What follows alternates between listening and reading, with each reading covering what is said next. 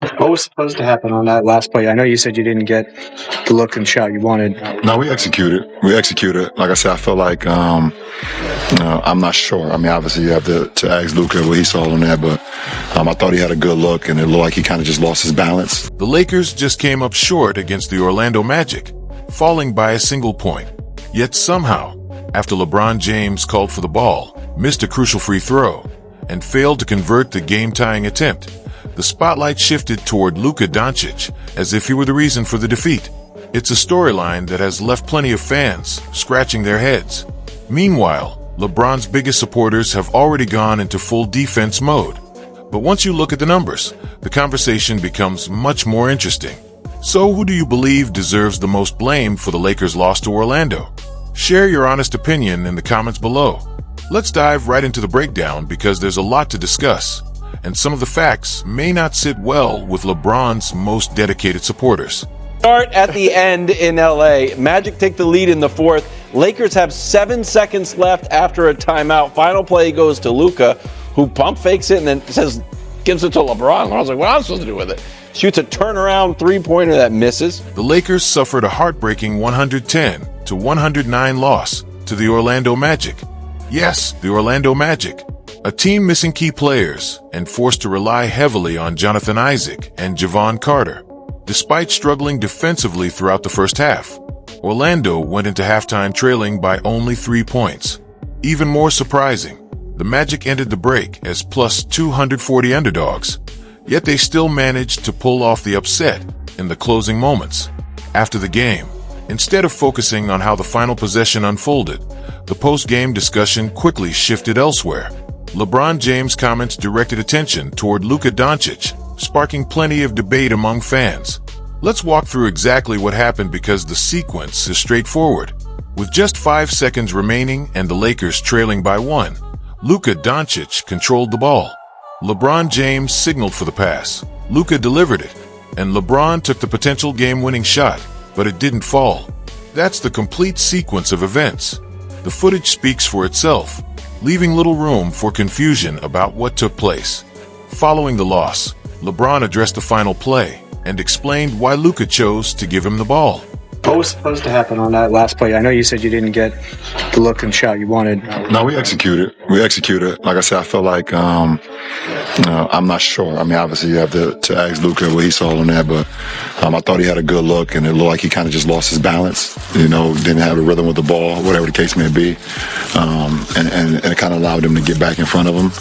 I was kind of off balance when he gave it to me. I thought he had a great look, but no, that's what I look. That's my PO. According to LeBron, he wasn't fully set when he caught the pass and felt he was off balance as he went into the shot. He also mentioned that he believed Luka Dončić initially had a decent opportunity to take the attempt himself before deciding to pass. From LeBron's perspective, Luka appeared to lose his balance and his shooting rhythm, which ultimately led him to give the ball up instead. What did you see on that final offensive possession? I thought we had a good opportunity. Luka came off clean, and I think he, felt off balance, but we executed. We didn't get the shot that we wanted. We did execute it, and just didn't go down. That was the exact wording he used. He described himself as being off balance. However, many viewers felt the replay painted a different picture. When LeBron caught the pass, he appeared composed, under control, and prepared to take the shot. It looked like a player who had intentionally called for the ball because he wanted the responsibility in the game's biggest moment. The shot ultimately didn't go in, and afterward, LeBron's post-game comments sparked debate by raising questions about Luka Dončić's decision-making during the final possession. 7 for 11 from the field, and he can't knock it down. 2-point game. Ben Carroll into the lane. Bane, open three. Bane knocks down a three. The reasoning behind blaming Luka Dončić for that sequence has left many people puzzled. For some observers, it takes quite a leap to watch the final possession and conclude that Luka was the main reason the play failed. It's certainly a perspective that has generated plenty of discussion. What makes the debate even more interesting is the apparent inconsistency in how some fans evaluate similar situations. Many of the same voices criticizing Luka for making the pass have previously defended LeBron James when he chose to pass instead of taking the final shot himself. In those moments, the argument has often been that LeBron made the smart basketball play, trusted his teammates, and demonstrated a high basketball IQ by finding the best available option rather than forcing a difficult attempt. Luka with 5 seconds. Luka, LeBron for the win. And Orlando's going to sneak out of here with a victory. Supporters often argue that making the extra pass is the correct basketball decision. Yet when Luka Dončić passed to LeBron James, after LeBron clearly signaled that he wanted the ball, the criticism suddenly shifted toward Luka once the play failed. That contrast in reasoning has become one of the biggest talking points following the game.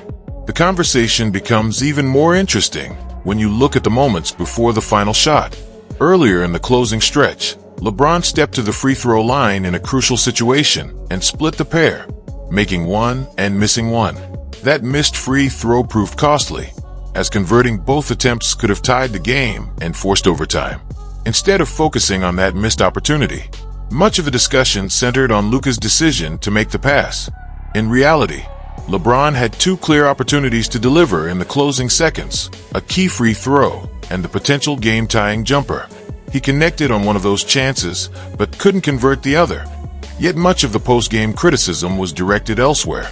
Now let's look at the numbers, because they add another layer to the debate. NBA insider Brian Windhorst, who has covered LeBron James for years and is widely regarded as one of the most balanced voices on the subject, pointed to lineup statistics that have sparked plenty of discussion.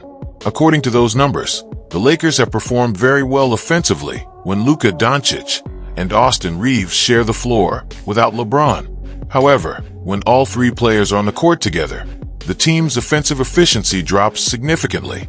The difference has been reported at roughly 20 points per 100 possessions, a gap large enough to attract serious attention rather than being dismissed as statistical noise. Another figure frequently mentioned is that the Lakers have posted a strong positive net rating when Doncic and Reeves play together without LeBron. For analysts, those numbers suggest there are lineup combinations worth examining, regardless of reputations, career achievements, or past championships. Because of those statistics, some analysts and fans have proposed a bold idea, bringing LeBron off the bench to create more balanced rotations. The argument isn't that LeBron is no longer an effective player. Instead, it's based on the belief that staggering the minutes of the team's primary ball handlers could maximize the strengths of every lineup. Whether that approach is the right answer remains a matter of opinion, but the discussion has gained traction because of the available data. Looking beyond the controversy, the game itself featured several noteworthy storylines. Orlando struggled offensively in the first half. Desmond Bane had difficulty finding his rhythm. Paolo Banchero wasn't at his best, and Wendell Carter Jr. was one of the few players consistently producing. The Lakers' defense also deserves credit, holding the Magic to just 14% from three-point range and 41% shooting overall before halftime. On the other end of the floor, DeAndre Ayton turned in one of his strongest first halves since joining the Lakers. Whenever Orlando switched a smaller defender onto him, he took advantage by establishing deep position, scoring around the basket, and making the most of his size advantage. The Lakers continued feeding him in the post because the strategy was producing results. Even with those positives, there were hints that the game could eventually become more complicated. LeBron scored 12 first-half points, while Ayton led the team offensively, setting the stage for a second half that would ultimately decide the outcome. Anyone who has watched the Lakers closely knows a familiar pattern. When someone other than LeBron James is leading the offense, the team often shifts away from what's working in an effort to get him more involved after halftime. That seemed to happen here. DeAndre Ayton, who had been dominating favorable matchups in the first half, became much less involved. The Lakers moved away from the inside game that had been producing results, and Orlando quickly took advantage. Paolo Banchero completely changed the momentum in the third quarter. He poured in 17 points while shooting 6 for 7 from the field, taking control of the game, despite the Magic missing several key contributors. Every time the Lakers needed a stop, Banchero found another way to score and kept the pressure on their defense. At the other end, LeBron managed just 2 points during the entire third quarter, while Austin Reeves stepped up with 10 points to keep Los Angeles within striking distance. Then came the fourth quarter, and Desmond Bane took over. He scored 12 points on efficient shooting while adding 5 assists in the final period alone. The Lakers simply couldn't slow him down as he repeatedly created quality scoring opportunities for both himself and his teammates. There were also defensive lapses that proved costly. One sequence showed Jonathan Isaac getting an uncontested dunk after a breakdown on the defensive end. Those kinds of mistakes added up in a game decided by a single possession. The Lakers also had chances to swing the outcome. A challenge foul call was overturned after officials determined Luka Dončic's leg movement made it a non-shooting foul. Later, LeBron went to the free throw line in a critical moment, but split the pair, leaving another point on the table. Meanwhile, Orlando's stars delivered. Wendell Carter Jr. finished with 20 points and 11 rebounds. Paolo Banchero stuffed the stat sheet with 36 points, 10 rebounds, and 6 assists. Desmond Bane added 22 points and 6 assists, with 5 of those assists coming in the fourth quarter when the game was on the line. Despite being shorthanded, the Magic escaped with a 110-109 road victory over a Lakers team that had multiple opportunities to close the game but couldn't capitalize. Even so, much of the discussion afterward centered on Luka Dončic's decision to pass the ball with 5 seconds remaining. Critics questioned whether he should have kept the possession himself. Others see it differently. Luka passed to LeBron after LeBron clearly called for the basketball. LeBron took the potential game-tying shot, missed it, and later explained that he felt off balance when he received the pass. That explanation immediately became a major talking point among fans and analysts. Supporters of Luka argue that he simply trusted the teammate who wanted the shot.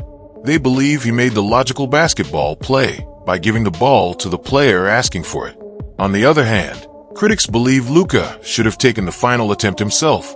It's the kind of debate that likely would have existed regardless of the outcome. Beyond the final possession, another discussion has emerged around the Lakers' lineup data. Some analysts have pointed to statistics suggesting that certain combinations featuring Luka Dončić and Austin Reeves have produced stronger offensive results when staggered differently. Those numbers have fueled conversations about rotations and whether the coaching staff should experiment with different lineup configurations. Whether those statistics tell the entire story is open to interpretation, but they have certainly become part of the broader conversation surrounding the Lakers' recent performances. In the end, Orlando executed when it mattered most. Carter controlled the glass, Banchero dominated offensively, and Bane closed the game with a tremendous fourth quarter. The Lakers, meanwhile, missed key opportunities, including a crucial free throw and the final shot of the night. The replay, the statistics, and the closing possessions have all become part of the ongoing debate over who deserves the most responsibility for the loss. Fans will continue to disagree, but one thing is certain. The game has sparked another major conversation about the Lakers' execution in crunch time. If you enjoyed this breakdown, don't forget to like the video and subscribe for more NBA analysis, reactions, and in-depth discussions after every big game.